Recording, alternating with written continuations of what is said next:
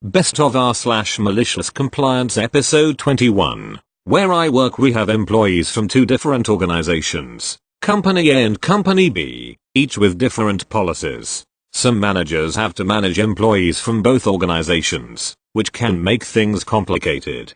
Company A has a very generous Christmas policy and gives their employees the week off around Christmas.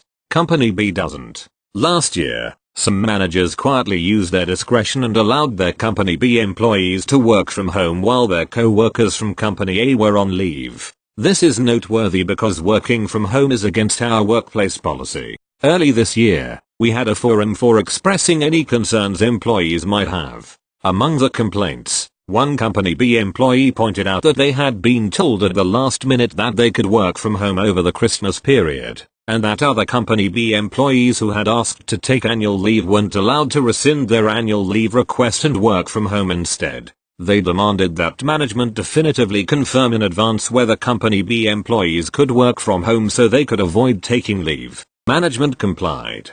They confirmed everyone has to come into the office unless they are on leave. I do not grant permission for this content to be reposted or monetized in any way. Thank you. Next. This is a story told to me about my grandfather, by my grandmother, a lady that passed away 40 years ago, this coming New Year's Day. I don't recall if she told me the name of the boat he was serving on, but he was working in the galley, and he was known on the boat to be the best cook. It was Christmas, and the ship was in harbor, so naturally my grandfather had put in a request for shore leave. Request denied. He was the best chef on the boat. The officers that had to spend Christmas in harbor, on board, wanted the best Christmas dinner possible, so my grandfather was denied shore leave. He cooked the turkey to perfection, and everything that went with it. This is followed by the Christmas pudding. This is a foot diameter pudding of rich fruit stodgy, soaked in brandy, coated on the top by a glazing of sugar. The officers, the same men that had denied my grandfather his shore leave to see my grandmother, were sat in the officers' galley. When to complete their Christmas lunch, the Christmas pudding was served. Now in the UK, there is a ceremony for the Christmas pudding, whereby you pour brandy over it, then light it with a match, to add flavor. So you have the perfect officers' Christmas pudding. To complete their required officers, no shore leave meal for my grandfather, except my grandfather had cooked/baked the Christmas pudding to a solid level, as in, the ball of baked fruit, sponge filled, brandy enhanced, was solid. No spoon or spatula could indent this culinary masterpiece. It was a compliance of Royal Navy requirements, just no one had stated the time in the oven. Said Christmas pudding was not wasted, as my grandfather, a most modest and demure man, told the story. It was instead sent back to the galley, and used as a football for those refused shore leave. Alas, he died 5 months before I was born. I would have loved to have known him. Thank you. Next. This happened a long time ago at my first job. I'm on mobile but I'll attempt good formatting. I was 17 and there was this 20-something-year-old guy who was desperate to make me quit. Don't know why but he was. One day he walked by while I was crouched down and kicked me. When I told my father, he drove up to the drive-through window and threatened to mess this guy's world up. This is important. So after everyone heard about what my dad did, I had a disagreement with this one girl who I also went to school with the previous year. She got mad and started screaming oink oink to call me a pig, put pig toys all over my register, and would walk too close to me and say call your mama up here because of how my dad came there. She was doing this for hours until I finally got sick of it. I threw my hat on the ground, clocked out, and called my mom to pick me up. I looked at her and said I called my mom. You get to do the dining room tonight. Her face fell so hard it almost came off. The person at the front register was responsible for restocking the lobby, vacuuming the carpets, scrubbing the lobby and bathroom floors, cleaning the toilets, sucking up the water with a wet vacuum, and taking out the trash. Since she demanded that I call my mom all day in front of the manager, he agreed that she will be cleaning up that night for me. I got a much needed break from her BS and got to get off early. If she had just left me alone, I would have finished my shift with no problem. Since she literally went out of her way to harass me, I gave her what she wanted. By the way, no, my mom never said a thing to her and this girl never said anything to me again. Edit. For a little more context about how awful this place was, the same girl in the story once stole my paycheck. She said something to the effect of I better behave because she had my paycheck. I was livid when the same manager told her to give it to me but she wouldn't. I didn't get that check until hours after she got a hold of it. She happened to put the check down and my manager picked it up to give it to me. A few days later, the general manager asked me how she got it and I told her that I assume that she went into the office and got it. I didn't hand it to her. Found out later that the manager on duty handed my paycheck to her so she would pass it along to me. He was reprimanded for that. Also more about that manager. I don't remember his name too well but I think it was Greg.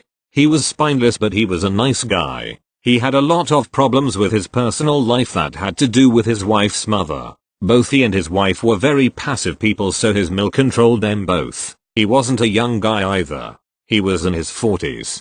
Greg ended up quitting a few months after this incident because an employee was mean to him. Yes, the manager quit because of a subordinate. Also for context, I was in my school's DECA program which means I had to work the whole school year in exchange for credits. I had to keep this job which was why I was so tolerant of certain things. Thank you. Next. This is just slight MC but it makes me smile. Few years ago I've worked in the kitchen in a small restaurant. One particular waitress was quite annoying, special snowflake type. She often tried to tell us how to do our job, so she was rather disliked by the cooks. One day she decided she will no longer eat gluten. There was no health reason for this, and wants gluten-free staff meal. We had no gluten-free options in the menu, but we could work something up if she'd ask nicely. However, she demanded gluten-free grease salad with chicken. One of the cooks tried to tell her that chicken is already in marinade that contains gluten but she cut him off saying just skip the parts with gluten. So we made her a salad and as preparing the chicken is step 2 we skipped everything that follows it. She got a bowl of lettuce. Edit. I forgot to mention this. When she saw what we made, she actually decided that gluten wasn't that bad and asked for another salad, this time normal one with chicken. Thank you. Next. This happened in a pub a while back. After drinking most of the night, it was time to start heading home. First, I needed to shed some extra weight, so I went to a toilet and sat down in the second booth, as the first one had a sign about missing toilet paper dispenser. After sitting down for a while, I hear someone entering the paperless booth, while at least 2 others were vacant on my other side.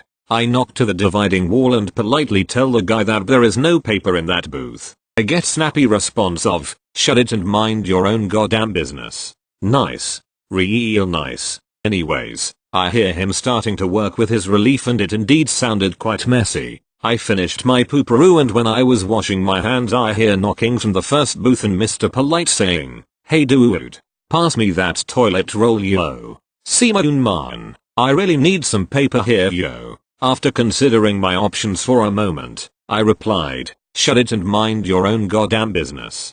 Quoting his exact words and tone, and I left him there. He can sit there waiting to get hemorrhoids for what I care, while contemplating how basic manners works in a society. Oh gee how petty I can be sometimes. Edit. Gold. I'll get you a toilet roll. Kind stranger.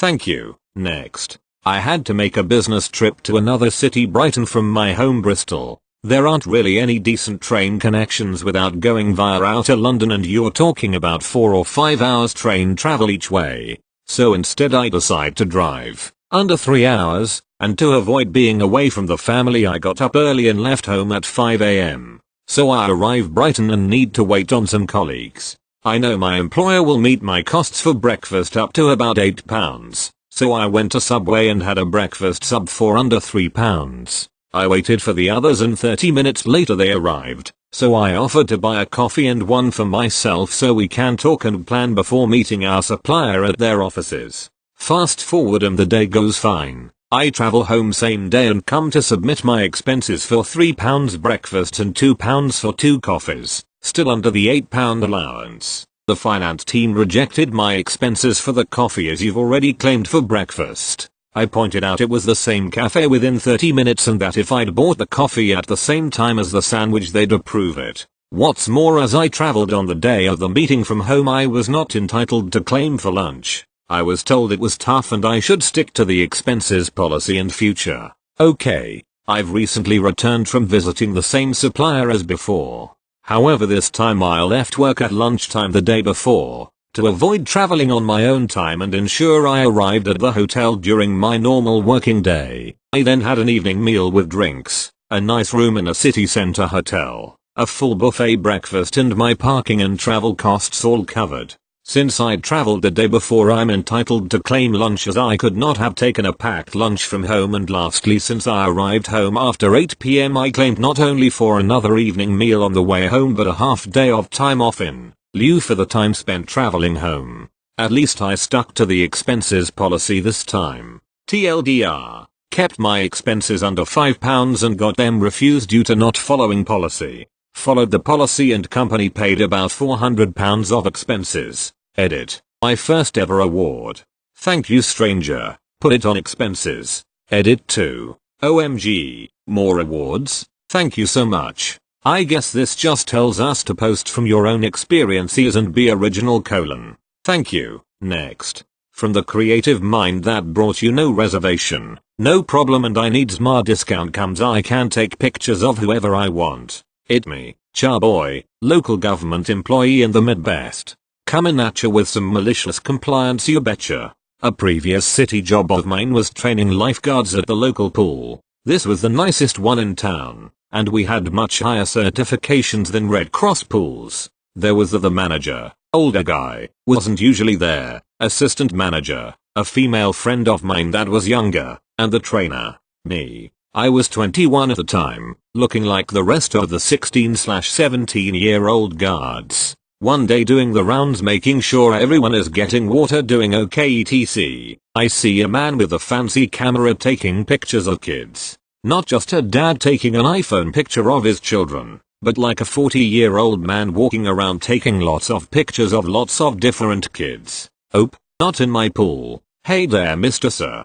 Can I ask why you're taking pics of all the children? Oh, I work for the city. This is all for the website. Cool. Can I see your badge? If you're out in public you get a very obvious green lanyard with your picture and title. Oops, sorry, must have left it in the car. I'm gonna have to ask you to leave and go grab that for me. And if you could get the waivers for the kids/families too, since you're using their pictures for advertising, that would be peachy. I'm a city employee and I don't need waivers. Everyone is in public so I'm good. RC, it looks like you're just taking pictures of kids though. And yes, you do need waivers. They might all be outside, but they all paid to be here. And if you don't get consent, then use the pictures. The city could get sued. So, please leave to get your ID badge and waivers. Listen here, kid. Why don't you get an adult and we can figure things out? Surprised face with open mouth. Whoa, okay, I'm legally an adult and that hurt my feelings. Only the assistant manager was in, and their main job is scheduling, paperwork, ordering stuff and the like. Not dealing with this. So I called the cops. Hey, me from the pool. There's some scary man here taking pictures of kids, and he doesn't have any sort of ID badge. I'm scared, daddy, will you make him go away? Hooty hoo. Cops showed up within 2 minutes, found the guy, and escorted him out because he didn't have his ID. Waved at him so good as he left. Nice.